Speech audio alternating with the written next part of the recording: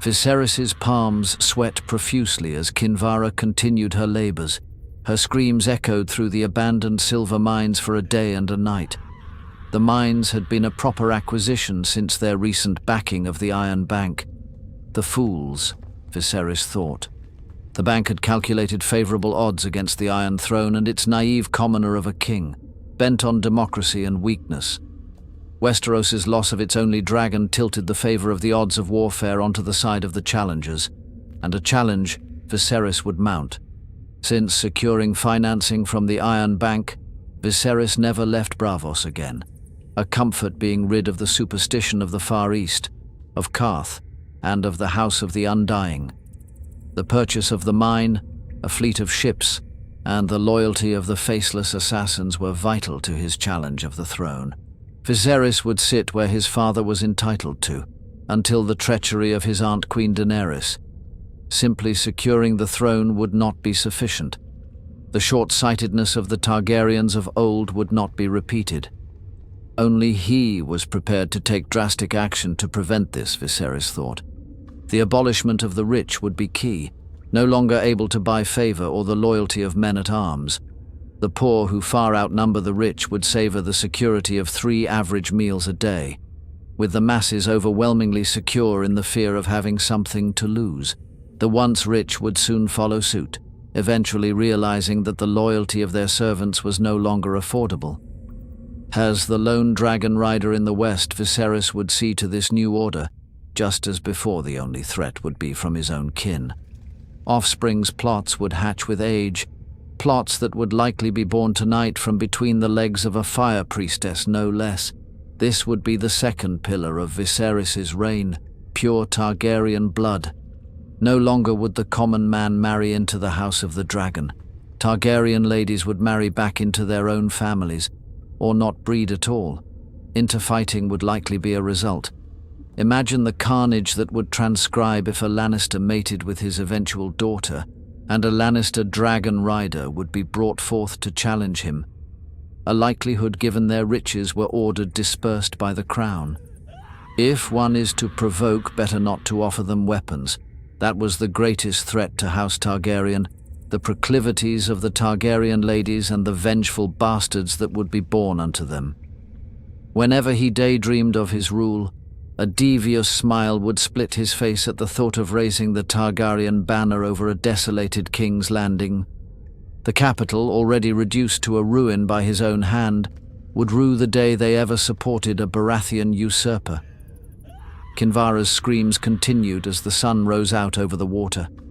Viserys sipped his wine as he enjoyed the sight and the thoughts of his eventual reign. They were interrupted as Pyat Pri hurried onto the plateau overlooking the sea. Apologies for the intrusion, my lord, but the maiden has been sighted in the market.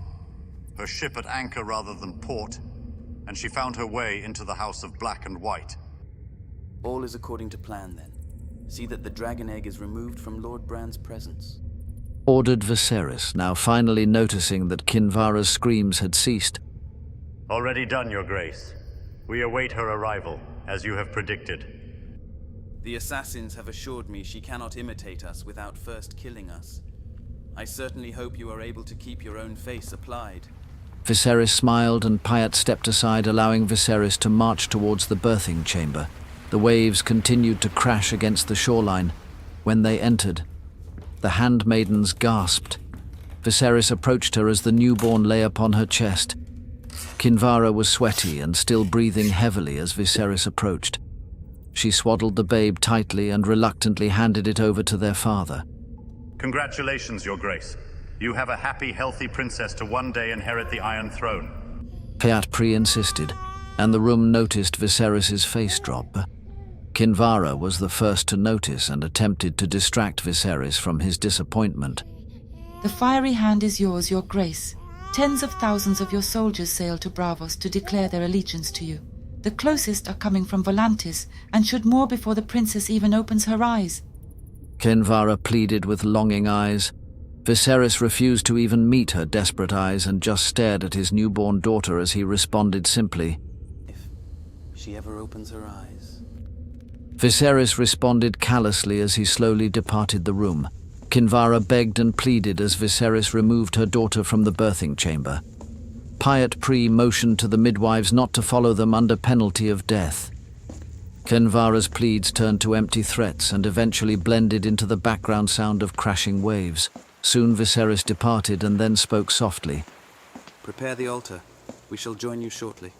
Viserys ordered, still refusing to take his eyes off of his newborn daughter. Pyat Pri bowed low and then shifted away quickly to follow his orders.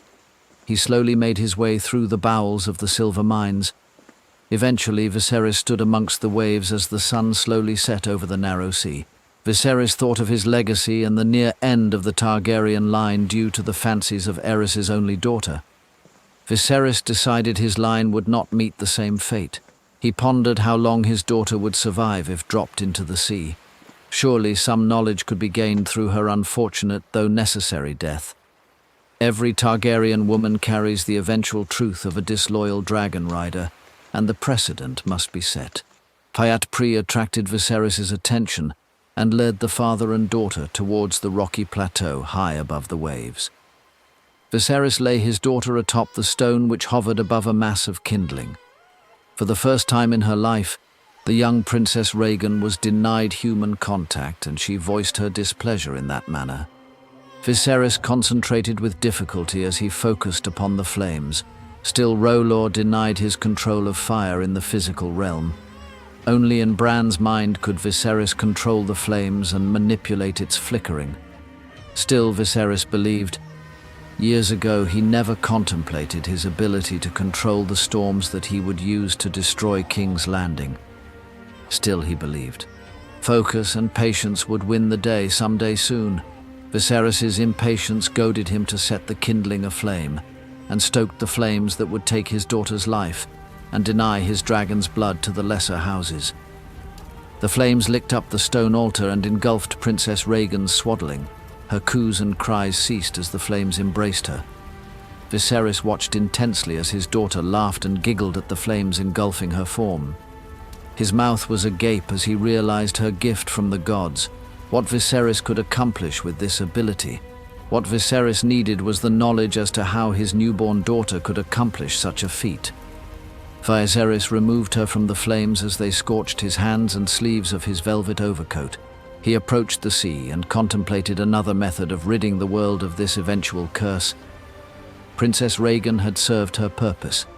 She gave her father an army, and the realization that achieving the ability of the Unburnt was possible.